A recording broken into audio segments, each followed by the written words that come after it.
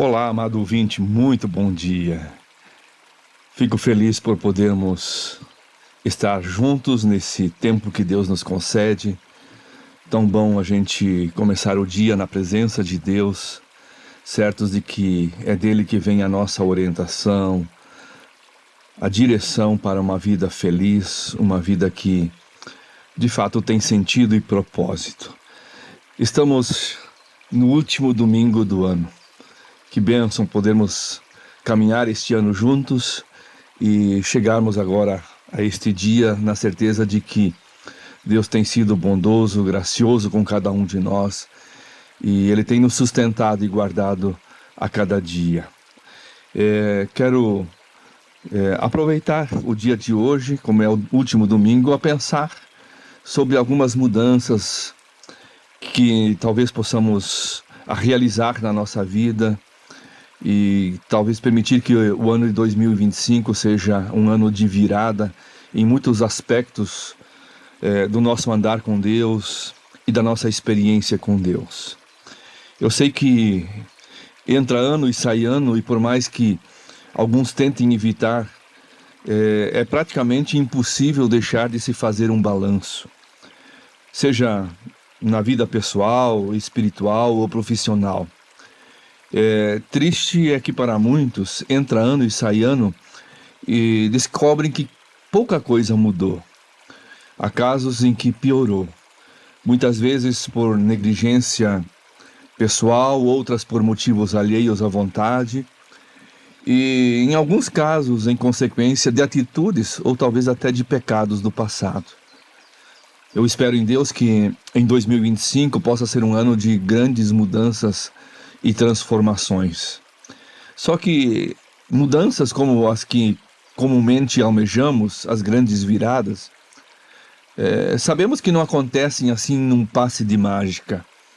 Elas requerem a graça de Deus iniciando todo o processo em nós e através de nós, e algumas atitudes bem definidas da nossa parte. E essas atitudes precisam nos acompanhar para que de fato as transformações elas venham acontecer na nossa vida, porque mudanças e grandes viradas elas não acontecem como um passe de mágica.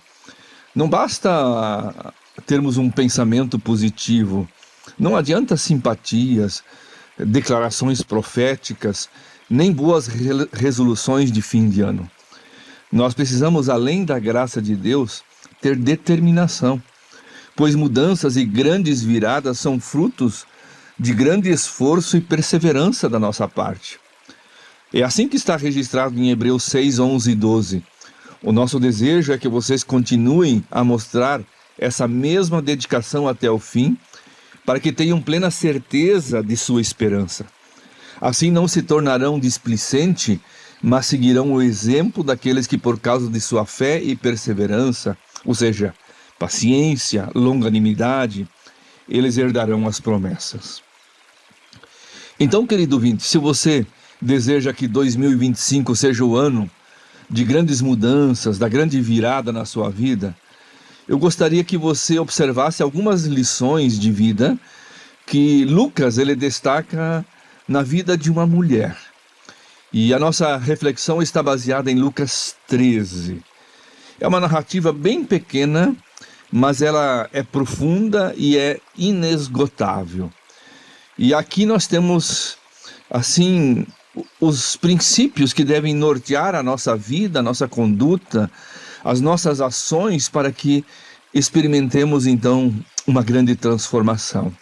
A primeira coisa que Lucas ele nos ensina no texto é que nós jamais devemos deixar a esperança acabar. O verso 10 e 11 de Lucas 13 diz assim: certo sábado, quando Jesus ele ensinava numa sinagoga, apareceu uma mulher enferma por causa de um espírito impuro. Ela andava encurvada, havia 18 anos e ela não conseguia se endireitar. Precisamos, amado ouvinte, ver o lado positivo desta triste informação. Qual é? Essa mulher nunca parou de tentar melhorar. Ela nunca tinha entregue os pontos.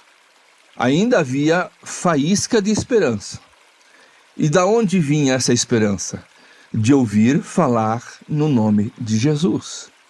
Ou seja, apareceu esta mulher enferma e ela ouviu a respeito de Jesus, porque há 18 anos ela não conseguia se endireitar.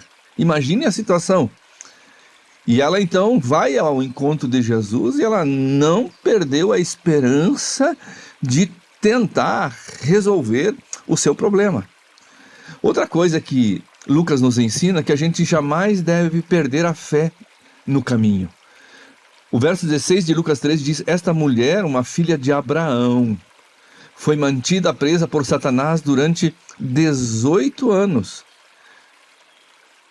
Lucas nos diz que ela era uma filha de Abraão, ou seja, quando se refere na Bíblia a filha de Abraão, se refere ao pai da fé. Ou seja, ela era uma mulher de fé, temente a Deus. Ela confiava de que Deus era o Todo-Poderoso. E ela nunca perdeu a sua fé. Ela nunca perdeu a sua esperança em Deus. Ela nunca deixou de ser criança e achar que Deus a qualquer momento poderia virar a sua sorte. Ela alimentava a sua fé em Cristo, no Messias que viria. E por isso então, como uma filha de Abraão, ou seja, alguém que tinha fé no poder de Deus, ela então vai em direção a este Messias prometido. Uma terceira verdade que Lucas registra aqui, que para nós termos um ano de mudança, de virada, nós não devemos abandonar a comunhão da igreja. Diz aqui no verso 10 e 11, certo sábado, quando Jesus ensinava numa sinagoga, apareceu uma mulher enferma. A mulher tinha todos os motivos do mundo para não ir àquela sinagoga, aquele lugar de encontro, onde os judeus se reuniam para adoração. Poderia ser a sua dor, a sua vergonha, a tristeza, a raiva, necessidades especiais, mas ela não se isolou. Chegou atrasada e pensou em sair mais cedo, mas na oportunidade que teve, ela foi ao lugar de adoração, à igreja. A comunhão da igreja, querido ouvinte, é muito poderosa. Ela é especial porque a nossa fé, ela é desafiada a crer no Senhor. A nossa comunhão, ela nos alimenta da certeza de que Deus, Ele abençoa os seus filhos quando estão reunidos. Nós somos edificados e acrescentados na comunhão da igreja. Por isso que Hebreus 10, 25 diz: não abandonem a vossa congregação, como é costume de alguns, pois vedes que o dia se aproxime. Então, prezado ouvinte, não abandone a comunhão da igreja. Outra verdade que Lucas aqui nos desafia para que nós tenhamos um ano diferente de transformações: não busque menos do que os nutrientes da palavra de Deus. O que de fato essa mulher foi fazer na sinagoga? Note bem que na sequência da narrativa de Lucas, Jesus não está operando milagres, pelo contrário, ele está proferindo uma série de parábolas, ele está ministrando ensinamentos. E isto é muito importante de se observar.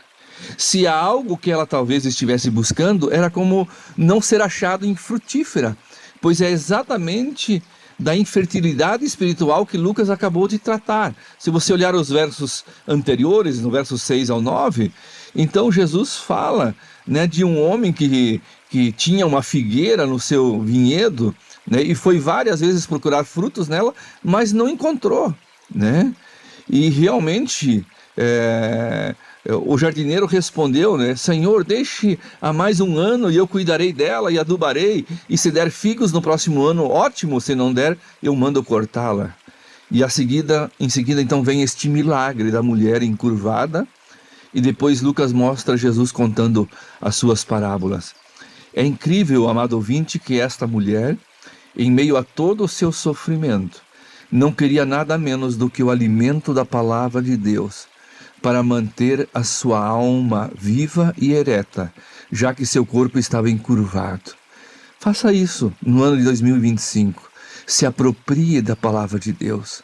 palavra que fortalece, que cura, que transforma, que muda o nosso coração, que nos leva mais perto de Deus, nos leva a entender os propósitos do Senhor. Uma outra verdade aqui diz Lucas que nós não devemos adiar uma decisão ao ouvir a voz de Deus. O verso 12 e 13 diz: ao vê-la, Jesus a chamou para perto e disse: mulher, você está curada de sua doença. Então ele a tocou e no mesmo instante ela conseguiu se endireitar e começou a louvar a Deus. Amado ouvinte, ao ouvir a voz de Deus, não endureça o seu coração. Não feche o seu coração. Não resista àquilo que Deus está dizendo na sua vida. É mediante as nossas ações que o milagre acontece. É quando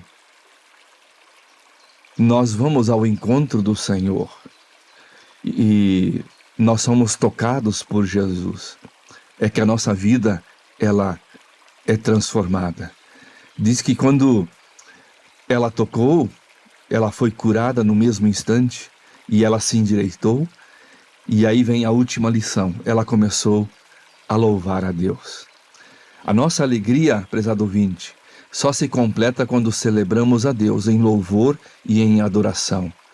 Portanto, celebre cada instante, cada vitória, cada transformação, cada mudança, e você vai ter forças para continuar. Diz aqui que ela louvou. Essa palavra no original, ela exultou com grande alegria, com grande júbilo. Era este o estado do coração dela. Ela agora não era mais uma mulher encurvada. Ela era agora uma mulher que louvava, que engrandecia a Deus. Ela tinha experimentado a grande virada. E isso de fato Deus faz na nossa vida, quando Deus nos toca com cuidado e amor.